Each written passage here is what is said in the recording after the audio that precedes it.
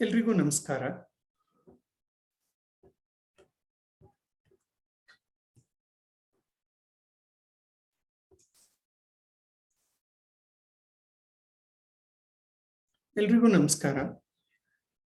ನನ್ನ ಹೆಸರು doctor BR Gangadharaiah, ಸಹಾಯಕ ಪ್ರಾಧ್ಯಾಪಕ, ಇತಿಹಾಸ ವಿಭಾಗ, ಸರ್ಕಾರಿ ಪ್ರಥಮ ದರ್ಜೆ ಕಾಲೇಜು, ಗೌರಿಬಿದನೂರು.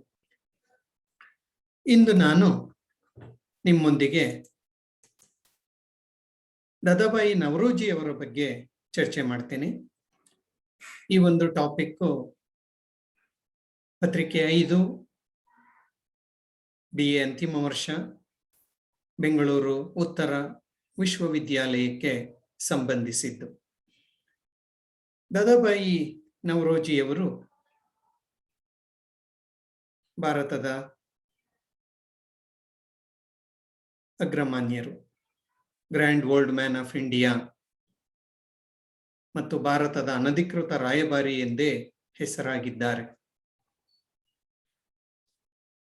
ಕಾಂಗ್ರೆಸ್ಸಿನ ಪ್ರಮುಖರು. ಕಾಂಗ್ರೆಸ್ ಸಂಸ್ಥೆಯ ಭಾರತೀಯ ರಾಷ್ಟ್ರೀಯ ಕಾಂಗ್ರೆಸ್ಸಿನ ಸ್ಥಾಪನೆಯಲ್ಲಿ ಪ್ರಮುಖ ಪಾತ್ರವನ್ನು ಇವರು ವಹಿಸಿದರು. ಆರಂಭದ ಭಾರತೀಯ ರಾಷ್ಟ್ರೀಯ ಕಾಂಗ್ರೆಸ್ ಸಂಸ್ಥಾಪಕರಲ್ಲಿ ಇವರು ಸಹ ಒಬ್ಬರಾಗಿದ್ದಾರೆ. ಮುಂದೆ ಇವರು ತಮ್ಮ ಒಂದು ಆಳವಾದಂತಹ ಒಂದು ಅಧ್ಯಯನ ಮತ್ತು ಬರವಣಿಗೆಗಳಿಂದ ಬ್ರಿಟಿಷರ ಆರ್ಥಿಕ ಶೋಷಣೆಯನ್ನು ಭಾರತೀಯರ ಮುಂದೆ, ಜಗತ್ತಿನ ಮುಂದೆ, ಬ್ರಿಟಿಷರ ಮುಂದೆ, ಬ್ರಿಟಿಷ್ ಪಾರ್ಲಿಮೆಂಟಿನ ಮುಂದೆ ಇಡುವಲ್ಲಿ ಯಶಸ್ವಿಯಾಗಿದ್ರು. ಇವತ್ತು ನಾವು ದಾದಾಬಾಯಿ ನವರೋಜಿಯವರನ್ನು ಮಾತನಾಡ್ತೇವೆ ಅಂದ್ರೆ ಬ್ರಿಟಿಷರ ಆರ್ಥಿಕ ಶೋಷಣೆಯನ್ನು ಇವರು ಎಲ್ಲರ ಮುಂದೆ ತೆರೆದಿಟ್ರು ಎನ್ನುವಂತಹ ಒಂದು ಕಾರಣದಿಂದ ಎನ್ನುವುದನ್ನು ನಾವು ಒಪ್ಪಿಕೊಳ್ಬೇಕಾಗುತ್ತೆ. ದಾದಾಬಾಯಿ ನವರೋಜಿಯವರು ಮೂಲತಃ ಒಬ್ಬ ಪಾರ್ಸಿ ವಿದ್ವಾಂಸ, ವ್ಯಾಪಾರಿ ಮತ್ತು ರಾಜಕಾರಣಿ. 1892 ಮತ್ತು 95 ನಡುವೆ ಬ್ರಿಟಿಷ್ ಹೌಸ್ ಆಫ್ ಕಾಮನ್ಸ್ ನಲ್ಲಿ ಲಿಬರಲ್ ಪಕ್ಷದ ಸಂಸದರಾಗಿ ನೇಮಕಗೊಂಡಿದ್ದವರು. ಬ್ರಿಟಿಷ್ ಸಂಸದರಾಗಿ ನೇಮಕಗೊಂಡಂತಹ ಮೊಟ್ಟ ಮೊದಲ ಭಾರತೀಯ ಎನ್ನುವಂತಹ ಒಂದು ಹೆಗ್ಗಳಿಕೆ ಇವರಿಗಿದೆ. ಇವರು ಬಾಂಬೆಯಲ್ಲಿ ಜನಿಸಿದರು. ಪಾರ್ಸಿ ನವಸಾರಿ ಕುಟುಂಬದಲ್ಲಿ. ಎಲ್ಫಿನ್ಸ್ಟನ್ ಕಾಲೇಜಿನಲ್ಲಿ ಇವರು ವಿದ್ಯಾಭ್ಯಾಸವನ್ನು ಪಡೆದರು. ಅದಕ್ಕೆ ಬರೋಡಾದ ಮಹಾರಾಜರಾದಂತಹ ಸಯಾಜಿರಾವ್ ರಾವ್ ಗಾಯಕ್ವಾಡ್ ಅವರು ಸಹಾಯವನ್ನು ಮಾಡಿದ್ರು. ಮುಂದೆ ಅವರ ದಿವಾನರಾಗಿಯೂ ಸಹ ಇವರು ಕೆಲವು ವರ್ಷಗಳ ಕಾಲ ಕೆಲಸವನ್ನು ಅವರು ಮಾಡಿದರು. 1854 ಇವರು ವಾಯ್ಸ್ ಆಫ್ ಇಂಡಿಯಾ ಎನ್ನುವಂತಹ ಒಂದು ಪತ್ರಿಕೆಯನ್ನು ಸಹ ಪ್ರಕಟ ಮಾಡಿದ್ರು. ದಾದಾಬಾಯಿ ನವರೋಜಿಯವರು ಉದಾರಿ ಚಿಂತನೆಗಳನ್ನು ಹೊಂದಿದ್ದವರು. ಪಾಶ್ಚಾತ್ಯ ವಿಚಾರಗಳಲ್ಲಿ, ಪಾಶ್ಚಾತ್ಯ ಚಿಂತನೆಗಳಲ್ಲಿ ನಂಬಿಕೆಯನ್ನು ಹೊಂದಿದ್ದವರು. ಇಂಗ್ಲಿಷ್ ಶಿಕ್ಷಣದ ಪ್ರತಿಪಾದಕರು ಮತ್ತು ಪಾಶ್ಚಾತ್ಯ ಶಿಕ್ಷಣದಲ್ಲಿ ನಂಬಿಕೆಯನ್ನು ಹೊಂದಿದ್ರು. ಅಲ್ಲದೆ ಬ್ರಿಟಿಷರ ಆಡಳಿತದಲ್ಲಿ ಇವರು ನಂಬಿಕೆಯನ್ನು ಹೊಂದಿದ್ರು. ಬ್ರಿಟಿಷರ ನ್ಯಾಯ ಪರತೆಯಲ್ಲಿ ನಂಬಿಕೆಯನ್ನು ಹೊಂದಿದ್ರು. ಬ್ರಿಟಿಷರು ನಮಗೆ ಒಳ್ಳೆಯದನ್ನೇ ಮಾಡ್ತಾರೆ ಎನ್ನುವಂತಹ ಒಂದು ಇದರಲ್ಲಿ ಅವರು ನಂಬಿಕೆಯನ್ನು ಹೊಂದಿದ್ರು ಮತ್ತು ಸಂವಿಧಾನಾತ್ಮಕ ಹೋರಾಟಗಾರರು. 1885 ಭಾರತೀಯ ರಾಷ್ಟ್ರೀಯ ಕಾಂಗ್ರೆಸ್ ಏನು ಸ್ಥಾಪನೆಯಾಯಿತು, ಆ ಆರಂಭದ ಕಾಂಗ್ರೆಸ್ಸಿಗರನ್ನು ನಾವು ಮಂದಗಾಮಿಗಳು ಅಂತ ನಾವೇನ್ ಕರಿತೀವಿ, ಆ ಮಂದಗಾಮಿಗಳಲ್ಲಿ ದಾದಾಬಾಯಿ ನವರೋಜಿಯವರು ಸಹ ಒಬ್ಬರು. ಕಾಂಗ್ರೆಸ್ಸಿನ ಆರಂಭದ ವರ್ಷಗಳಲ್ಲಿ ತುಂಬಾ ಪ್ರಮುಖವಾದಂತಹ ಒಂದು ಪಾತ್ರವನ್ನು ಇವರು ವಹಿಸಿದರು. 1866 ಲಂಡನ್ನಿನಲ್ಲಿ ಈಸ್ಟ್ ಇಂಡಿಯಾ ಅಸೋಸಿಯೇಷನ್ ಎನ್ನುವಂತಹ ಒಂದು ಸಂಸ್ಥೆಯನ್ನು ಇವರು ಸ್ಥಾಪನೆ ಮಾಡಿದರು. ಆ ಒಂದು ಸಂಸ್ಥೆಯ ಮೂಲಕ ಭಾರತೀಯರ ಸಮಸ್ಯೆಗಳನ್ನು ಚರ್ಚಿಸುವ ಮೂಲಕ ಮತ್ತು ಆ ಭಾರತೀಯರ ಸಮಸ್ಯೆಗಳನ್ನು ಬ್ರಿಟಿಷ್ ಸಂಸದರ ಮುಂದೆ ಇಡುವ ಮೂಲಕ, ಬ್ರಿಟಿಷ್ ಸಂಸತ್ತಿನ ಮುಂದೆ ಪ್ರಸ್ತುತಪಡಿಸುವ ಒಂದು ನಿಟ್ಟಿನಲ್ಲಿ ಮತ್ತು ಭಾರತೀಯರ ಸಮಸ್ಯೆಗಳಿಗೆ ಪರಿಹಾರವನ್ನು ಕಂಡು ಹಿಡಿದುಕೊಳ್ಳುವ ಸಲುವಾಗಿ ಈ ಒಂದು ಈಸ್ಟ್ ಇಂಡಿಯಾ ಅಸೋಸಿಯೇಷನ್ ಎನ್ನುವಂತಹ ಒಂದು ಸಂಸ್ಥೆಯನ್ನು ಲಂಡನ್ನಿನಲ್ಲಿ ಸ್ಥಾಪನೆ ಮಾಡಿ ಅವರು ಕೆಲಸ ನಿರ್ವಹಿಸಿದರು. ಅಲ್ಲದೆ ಕಾಂಗ್ರೆಸ್ಸಿನ ಚಟುವಟಿಕೆಗಳಲ್ಲಿ ತುಂಬಾ ಸಕ್ರಿಯವಾಗಿ ಇವರು ಭಾಗವಹಿಸಿದ್ರು. ಬಹುತೇಕ ಆರಂಭದ ಎಲ್ಲಾ ಚಳುವಳಿಗಳಲ್ಲಿ, ಅದರಲ್ಲಿಯೂ ಸ್ವದೇಶಿ ಚಳುವಳಿ, ಇದರಲ್ಲೆಲ್ಲ ಅವರು ತುಂಬಾ ಪ್ರಮುಖವಾಗಿ ಭಾಗವಹಿಸಿದ್ರು. ಒಬ್ಬ ಉದಾರಿ ರಾಜಕಾರಣಿಯಾಗಿ ದಾದಾಬಾಯಿ ನವರೋಜಿ ಅವರು ಭಾರತೀಯ ರಾಷ್ಟ್ರೀಯ ಕಾಂಗ್ರೆಸ್ಸಿನ ಒಂದು ಅಧ್ಯಕ್ಷತೆಯನ್ನು 3 ಬಾರಿ ವಹಿಸಿದ್ರು. 1886ರಲ್ಲಿ, 1893ರಲ್ಲಿ ಮತ್ತು 1906ರಲ್ಲಿ ಈ ಒಂದು ಕಾಂಗ್ರೆಸ್ಸಿನ ಅಧ್ಯಕ್ಷತೆಯನ್ನು ವಹಿಸಿಕೊಂಡು ಕಾಂಗ್ರೆಸ್ಸಿನ ಕೆಲಸಗಳನ್ನು ನಿರ್ವಹಿಸಿದ್ದರು. ಇವರು ಅದ್ಭುತ ಆರ್ಥಿಕ ರಾಷ್ಟ್ರೀಯವಾದಿಗಳಾಗಿದ್ರು ದಾದಾಬಾಯಿ ನವರೋಜಿಯವರು. ಯಾಕೆಂದ್ರೆ ಸಾಕಷ್ಟು ಆಳವಾದಂತಹ ಅಧ್ಯಯನವನ್ನು ಮಾಡಿದ್ದಂತಹ ಇವರು ಭಾರತದ ಬಡತನಕ್ಕೆ ಅವರು ಕಾರಣವನ್ನು ಹುಡುಕ್ತಾ ಹೋದರು. ಭಾರತದ ಬಡತನಕ್ಕೆ ಕಾರಣ ಏನು? India was not that poor before the British. ಬ್ರಿಟಿಷರು ಭಾರತಕ್ಕೆ ಬರುವುದಕ್ಕೆ ಮುನ್ನ ಭಾರತ ಅಷ್ಟೊಂದು ಬಡವಾಗಿರಲಿಲ್ಲ ಮತ್ತು ಆ ಬಡತನ ಎನ್ನುವುದು ಮುಂದುವರಿಯುತ್ತಿರಲಿಲ್ಲ. ಭಾರತ ಸುಭಿಕ್ಷವಾಗಿತ್ತು, ಸ್ವಯಂ ಪರಿಪೂರ್ಣವಾಗಿತ್ತು. ಆದರೆ ಬ್ರಿಟಿಷರ ಒಂದು ಆಳ್ವಿಕೆಯ ಕಾಲದಲ್ಲಿ ಭಾರತ ಬಡವಾಗ್ತಾ ಇದೆ, ಭಾರತೀಯರು ಬಡವರಾಗ್ತಾ ಇದ್ದಾರೆ, ಭಾರತದ ಸಂಪತ್ತು ಇಲ್ಲವಾಗ್ತಾ ಇದೆ ಅಂತ ಅವರು ಆಲೋಚನೆ ಮಾಡಿದಾಗ, ಅದರ ಬಗ್ಗೆ ಹೆಚ್ಚಿನ ಅಧ್ಯಯನವನ್ನು ಅವರು ಮಾಡಿದಾಗ ಭಾರತದ ಬಡತನಕ್ಕೆ, ಭಾರತದ ಶೋಷಣೆಗೆ ಬ್ರಿಟಿಷರೇ ಕಾರಣ ಎನ್ನುವಂತಹ ಒಂದು ನಿರ್ಣಯಕ್ಕೆ ಬಂದರು. ಹಾಗಾಗಿ ಭಾರತದ ಬಡತನಕ್ಕೆ ಬ್ರಿಟಿಷರೇ ಮೂಲ ಕಾರಣ ಎನ್ನುವಂತಹ ಒಂದು ವಿಚಾರವನ್ನೇನು ಪ್ರತಿಪಾದನೆ ಮಾಡಿರೋ ಅವರನ್ನು ನಾವು ಆರ್ಥಿಕ ರಾಷ್ಟ್ರೀಯವಾದಿಗಳು ಅಂತ ನಾವು ಕರಿತೀವಿ. 19ನೇ ಶತಮಾನದಲ್ಲಿ RC ದತ್ ಇರ್ಬೋದು, ಬಂಕಿಮಚಂದ್ರ ಚಟರ್ಜಿ ಅವರು ಇರ್ಬೋದು, ಹೀಗೆ ಹಲವರು ಈ ರೀತಿಯಲ್ಲಿ ಯೋಚನೆಯನ್ನು ಮಾಡಿದವರು. ಆ ಆಲೋಚಕರಲ್ಲಿ ಮೊದಲ ಪಂಕ್ತಿಯಲ್ಲಿ ನಿಲ್ಲುವವರು ದಾದಾಬಾಯಿ ನವರೋಜಿ ಅವರು. ಇವರು ಭಾರತದ ಶೋಷಣೆಯನ್ನು, ಬ್ರಿಟಿಷರಿಂದ ಭಾರತದ ಶೋಷಣೆಯನ್ನು, ಅದರಲ್ಲಿಯೂ ಆರ್ಥಿಕವಾದಂತಹ ಒಂದು ಶೋಷಣೆಯನ್ನು ತಮ್ಮ ಒಂದು ಬರವಣಿಗೆಗಳ ಮೂಲಕ, ಭಾಷಣಗಳ ಮೂಲಕ ಅವರು ಜನರಿಗೆ ತಿಳಿಸಿದರು ಮತ್ತು ಅದನ್ನು ಖಂಡಿಸಿದರು. ಅಲ್ಲದೆ ಮೊಟ್ಟ ಮೊದಲನೆಯದಾಗಿ ಬ್ರಿಟಿಷರ ಒಂದು ಶೋಷಣೆಯನ್ನು, ಆರ್ಥಿಕ ಶೋಷಣೆಯನ್ನು, ಅದರಲ್ಲಿಯೂ ಅಂಕಿ ಅಂಶಗಳ ಮೂಲಕ ಜನರ ಮುಂದೆ, ಸರ್ಕಾರದ ಮುಂದೆ, ಇಂಗ್ಲೆಂಡಿನ ಸರ್ಕಾರದ ಮುಂದೆ ಇಡುವ ಒಂದು ಪ್ರಯತ್ನವನ್ನು ಮಾಡಿ ಆ ಶೋಷಣೆಯನ್ನು ತಪ್ಪಿಸಲು ಅವರು ಪ್ರಯತ್ನವನ್ನು ಮಾಡಿದರು. ಅವರು ಮಾಡಿದ ಈ ಒಂದು ವಿಚಾರವನ್ನೇ ನಾವು ಸಂಪತ್ತಿನ ಸೋರಿಕೆ ಸಿದ್ಧಾಂತ ಅಂತ ಕರಿತೇವೆ.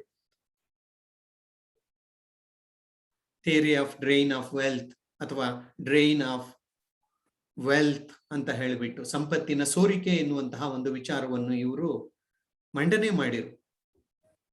1901ರಲ್ಲಿ ಅವರು poverty and an British rule in India, ನೋಡಿ ಹೆಸರು ನೋಡಿ, poverty and an British rule in India ಎನ್ನುವಂತಹ ಒಂದು ಕೃತಿಯನ್ನು ಬರೆದು ಅದರಲ್ಲಿ ಬ್ರಿಟಿಷರು ಭಾರತವನ್ನು ಯಾವ ರೀತಿಯಲ್ಲಿ ಬರಿದಾಗಿಸ್ತಾ ಇದ್ದಾರೆ ಅಥವಾ ಭಾರತೀಯ ಸಂಪತ್ತನ್ನು ಲೂಟಿ ಮಾಡ್ತಾ ಇದ್ದಾರೆ, ಭಾರತದ ಸಂಪತ್ತು ನಿರಂತರವಾಗಿ ಇಂಗ್ಲೆಂಡಿಗೆ ಹರಿದು ಹೋಗುವಂತೆ ನೋಡ್ಕೊಳ್ತಾ ಇದ್ದಾರೆ ಎನ್ನುವಂತಹ ಒಂದು ವಿಚಾರವನ್ನು ಇದರಲ್ಲಿ ಪ್ರತಿಪಾದನೆ ಮಾಡಿರು.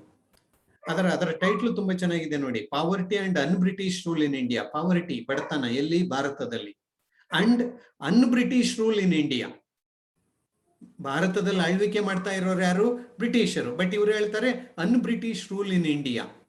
ಅಂದ್ರೆ ಬ್ರಿಟಿಷರು ಸರಿಯಾಗಿ ಆಳ್ವಿಕೆ ಮಾಡಿದ್ರೆ ಈ ರೀತಿಯ ಬಡತನ ಅನ್ನುವುದು ಆಗ್ತಾ ಇರಲಿಲ್ಲ, ಸಂಪತ್ತಿನ ಸೋರಿಕೆ ಎನ್ನುವುದು ಆಗ್ತಾ ಇರಲಿಲ್ಲ. ಅಂದ್ರೆ ಇವರು ನಂಬಿದ್ದೇನೆಂದ್ರೆ ಬ್ರಿಟಿಷರು ಒಳ್ಳೆಯ ಜನ, ದೇ ಆರ್ ಜೆಂಟ್ಲ್ಮನ್, ಅವರು ಒಳ್ಳೆಯದನ್ನೇ ಮಾಡ್ತಾರೆ ಅಂತ ನಂಬಿದ್ದಂತಹ ಒಬ್ಬ ವ್ಯಕ್ತಿ ಈತ. ಆದರೆ ಮುಂದೆ ಅವ್ರಿಗೆ ಅರ್ಥವಾಯಿತು ಭಾರತದ ಬಡತನಕ್ಕೆ, ಶೋಷಣೆಗೆ ಬ್ರಿಟಿಷರೇ ಕಾರಣ ಅಂತ ಹೇಳಿಬಿಟ್ಟು. ಆಗ ಅವರು ಅದಕ್ಕೆ ಹೆಸರು ಹೀಗಿಟ್ಟಿದ್ದು un British rule in India. British ತರವಲ್ಲದ ಆಳ್ವಿಕೆ. ಅವರು ಬ್ರಿಟಿಷರ ರೀತಿಯಲ್ಲಿ ಆಳ್ವಿಕೆಯನ್ನು ಮಾಡಿದ್ರೆ ಹೀಗಾಗ್ತಾ ಇರಲಿಲ್ಲ. ಆದರೆ ಅನ್ ಬ್ರಿಟಿಷ್ ರೂಲ್, ಬ್ರಿಟಿಷರಲ್ಲದ ರೀತಿಯಲ್ಲಿ ಬ್ರಿಟಿಷರು ಭಾರತದಲ್ಲಿ ಆಳ್ವಿಕೆಯನ್ನು ಮಾಡ್ತಾ ಇದ್ದಾರೆ, ಹಾಗಾಗಿ ಭಾರತ ಬಡತನಕ್ಕೆ ತಳ್ಳಲ್ಪಡುತ್ತಿದೆ ಅನ್ನುವ ಒಂದು ವಿಚಾರವನ್ನು ಅವರು ಪ್ರತಿಪಾದನೆ ಮಾಡಿರು.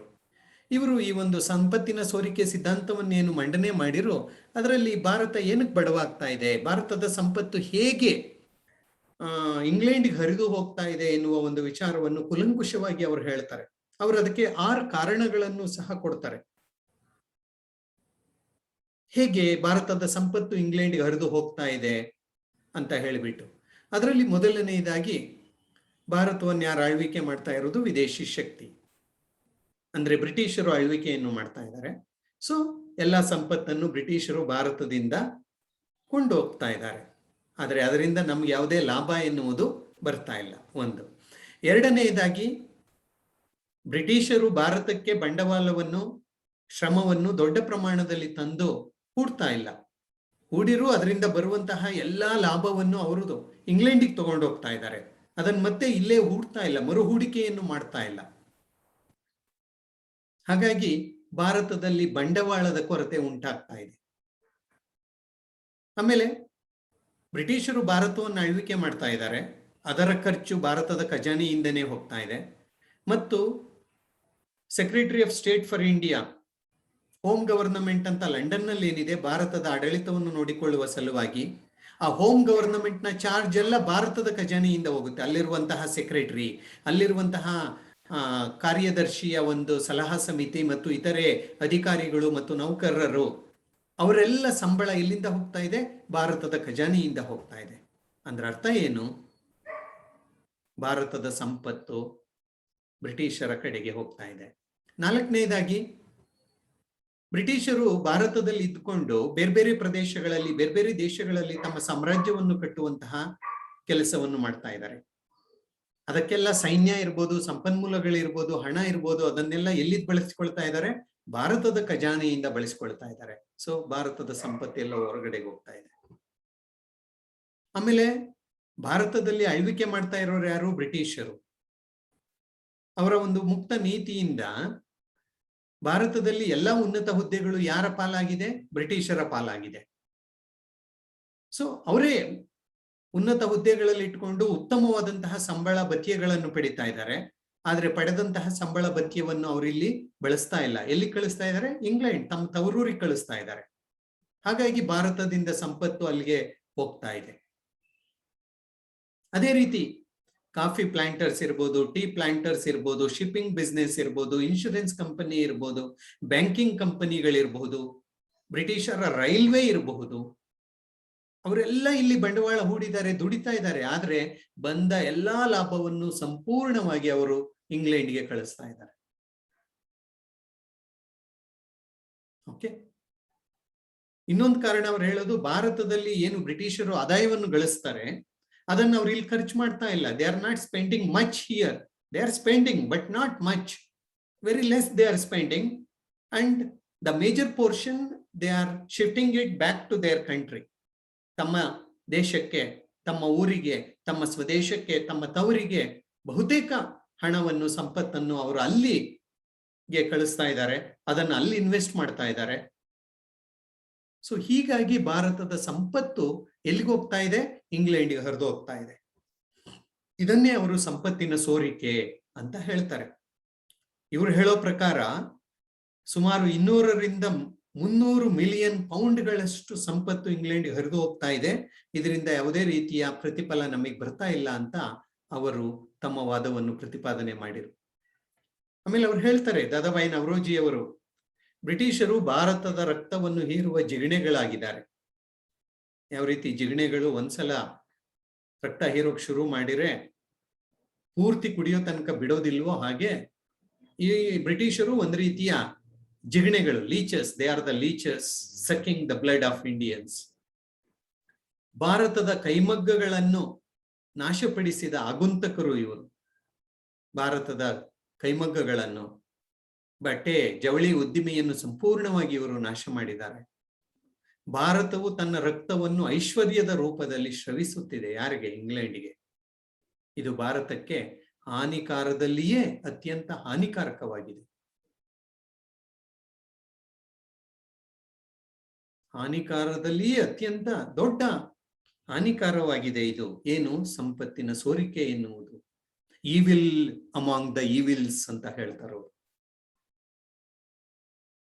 ಸೊ ಹೀಗೆ ದಾದಾಬಾಯಿ ನವರೋಜಿ ಅವರು ಸಂಪತ್ತಿನ ಸೋರಿಕೆ, ಅದನ್ನು ತಕ್ಷಣ ತಡೆಯಬೇಕು ಭಾರತೀಯರಿಗೆ ಹೆಚ್ಚಿನ ಉದ್ಯೋಗವನ್ನು ಕೊಡಬೇಕು, ಭಾರತದಲ್ಲಿ ಬಂಡವಾಳವನ್ನು ದೊಡ್ಡ ಪ್ರಮಾಣದಲ್ಲಿ ಅವರು ತೊಡಗಿಸಬೇಕು, ಈ ರೀತಿ. ಆಮೇಲೆ ಬ್ರಿಟಿಷರ ಯುದ್ಧ ಖರ್ಚನ್ನು ಭಾರತದ ಖಜಾನೆಯಿಂದ ಪಡೆಯಬಾರದು, ಹೋಮ್ ಗವರ್ನಮೆಂಟ್ ಅನ್ನು ವಿಸರ್ಜನೆ ಮಾಡಬೇಕು, ಭಾರತದ ಖಜಾನೆಯಿಂದ ಆದ ಹಣ ಖರ್ಚಿಗೆ ಕೊಡಬಾರದು. ಹೀಗೆ ಹಲವಾರು ರೀತಿಯಲ್ಲಿ ಅವರು ಸರ್ಕಾರವನ್ನು ಟೀಕೆ ಮಾಡಿರು, ಸರ್ಕಾರದ ಮುಂದೆ ಹಲವಾರು ರೀತಿಯ ಒಂದು ಭಿನ್ನವಿತಲೆಗಳನ್ನಿಟ್ಟರು. ಇವರ ಒಂದು ಈ ಕೆಲಸದಿಂದ 1896ರಲ್ಲಿ royal commission of Indian expenditure ಎನ್ನುವಂತಹ ಒಂದು ಸಮಿತಿಯನ್ನು ಬ್ರಿಟಿಷರು ರಚನೆ ಮಾಡೋಕೆ ಸಾಧ್ಯವಾಯಿತು. ಯಾಕೆಂದ್ರೆ ಭಾರತದ ಆಡಳಿತದ ವೆಚ್ಚವನ್ನು ತಗ್ಗಿಸುವ ನಿಟ್ಟಿನಲ್ಲಿ ಈ ರೀತಿಯ ಒಂದು ಸಮಿತಿಯನ್ನು ಅವರು ನೇಮಕ ಮಾಡಿರು. ಹೀಗೆ ಅವರು ಸಂಪತ್ತಿನ ಸೋರಿಕೆ ಮತ್ತು ಭಾರತ ಹೇಗೆ ಬಡವಾಗ್ತಾ ಇದೆ ಅನ್ನುವುದನ್ನು, ಬ್ರಿಟಿಷರ ಒಂದು ಆಳ್ವಿಕೆಯ ಕಾಲದಲ್ಲಿ ನಿರಂತರವಾಗಿ ಭಾರತದ ಸಂಪತ್ತು ಇಂಗ್ಲೆಂಡ್ಗೆ ಹರಿದು ಹೋಗ್ತಾ ಇತ್ತು. ಮೊದಲು ಹಾಗಿರ್ಲಿಲ್ಲ, ಯಾಕೆಂದ್ರೆ ಯಾರೋ ಪರಕೀಯರು ದಾಳಿ ಮಾಡೋರು ಬರೋರು ಭಾರತದ ಸಂಪತ್ತನ್ನು ದೋಚ್ಕೊಂಡವ್ರು ಹೊರಟೋಗೋರು. ಮತ್ತೆ ಭಾರತೀಯರು ತಮ್ಮ ಪರಿಶ್ರಮದಿಂದ ದುಡಿಮೆಯಿಂದ ತಮ್ಮ ಸಂಪತ್ತನ್ನು ವೃದ್ಧಿಗೊಳಿಸೋರು. ಭಾರತ ಮತ್ತೆ ತನ್ನ ಸಂಪತ್ತನ್ನು ಕ್ರೋಢೀಕರಿಸಿಕೊಳ್ಳೋದು. ಆದ್ರೆ ಇವರು ಹಾಗಲ್ಲ, ಬಂದು ಓದೋರಲ್ಲ, ಬಂದಿದ್ದಾರೆ, ಇಲ್ಲೇ ಇದ್ದಾರೆ, ಭಾರತದ ಸಂಪತ್ತನ್ನು ನಿರಂತರವಾಗಿ ಲೂಟಿ ಮಾಡಿ ಇಂಗ್ಲೆಂಡಿಗೆ ಕಳಿಸ್ತಾ ಇದ್ದಾರೆ. ಹಾಗಾಗಿ ಈ ಸಂಪತ್ತಿನ ಸೋರಿಕೆಯನ್ನು, ಡ್ರೈನ್ ಆಫ್ ವೆಲ್ತ್ ಅನ್ನು ಅವರು ಈವಿಲ್ ಅಮಾಂಗ್ ದ ಈವಿಲ್ಸ್ ಅಂತ ಹೇಳಿದ್ರು. ಹಾಗಾಗಿ ಇದು ಅವರ ಬಹುದೊಡ್ಡ ಒಂದು ಕೊಡುಗೆ ಅಂತ ನಾವು ಹೇಳ್ಬೋದು. ಇದಲ್ಲದೆ ಇವರು ಅದ್ಭುತ ಬರಹಗಾರರು. ಪ್ರಮುಖವಾಗಿ ಇವರು ರಾಸ್ತ್ ಗೋಫ್ತಾರ್ ಅಂತ ಹೇಳ್ಬಿಟ್ಟು ಒಂದು ಆಂಗ್ಲೋ ಗುಜರಾತಿ ನ್ಯೂಸ್ ಪೇಪರ್ ಅನ್ನು 1854ರಲ್ಲಿಯೇ ಜಾರಿಗೆ ತಂದಿದ್ರು. ಆಮೇಲೆ the manners and customs of the Parsees ಅಂತ ಬರೆದ್ರು. He was a Parsi. European and Asiatic races ಅಂತ 1896ರಲ್ಲಿ ಬರೆದ್ರು. 1866ರಲ್ಲಿ ಬರೆದ್ರು. Admission of educated natives into Indian civil service ಅಂತ 1868ರಲ್ಲಿ ಬರೆದ್ರು. ಯಾಕೆಂದ್ರೆ ದೊಡ್ಡ ಪ್ರಮಾಣದಲ್ಲಿ ಭಾರತೀಯರನ್ನು ಉನ್ನತ ಹುದ್ದೆಗಳಿಗೆ ನೇಮಕ ಮಾಡಬೇಕು ಅಂತ ಹೇಳಿ. ಆಮೇಲೆ the wants and means of India ಎನ್ನುವಂತಹ ಒಂದು ಗ್ರಂಥವನ್ನು ಬರೆದ್ರು. ಕಂಡೀಷನ್ ಆಫ್ ಇಂಡಿಯಾ ಅಂತ ಒಂದು ಗ್ರಂಥ. ಆಮೇಲೆ ತುಂಬಾ ಪ್ರಮುಖವಾಗಿ poverty and an British rule in India, ಬಡತನ ಮತ್ತು ಬ್ರಿಟಿಷರಲ್ಲದ ರೀತಿಯ ಒಂದು ಆಳ್ವಿಕೆ ಭಾರತದಲ್ಲಿ ಎನ್ನುವಂತಹ ಒಂದು ತುಂಬಾ ಪ್ರಮುಖವಾದಂತಹ ಒಂದು ಗ್ರಂಥವನ್ನು ಅವರು ಬರೆದು ಭಾರತದ ಗ್ರ್ಯಾಂಡ್ ಓಲ್ಡ್ ಮ್ಯಾನ್ ಎನ್ನುವಂತಹ ಒಂದು ಖ್ಯಾತಿಗೆ ಗುರಿಯಾಗಿದ್ದಾರೆ. ಸೊ ದಾದಾಬಾಯಿ ನವರೋಜಿ ಅವರ ಬಗ್ಗೆ ಇದು. ಒಬ್ಬ ಉದಾರಿ ರಾಜಕಾರಣಿ, ವಿದ್ವಾಂಸ, ಭಾರತದ ಒಂದು ಸಮಸ್ಯೆಗಳನ್ನು ಇಂಗ್ಲೆಂಡಿನಲ್ಲಿ ಬ್ರಿಟಿಷ್ ಪಾರ್ಲಿಮೆಂಟಿನಲ್ಲಿ ಮಂಡಿಸಿದಂತಹ ಒಬ್ಬ ವ್ಯಕ್ತಿ. ಇದು ಅವರ ಬಗ್ಗೆ ಕೆಲವಾರು ವಿಚಾರಗಳು. ಧನ್ಯವಾದಗಳು.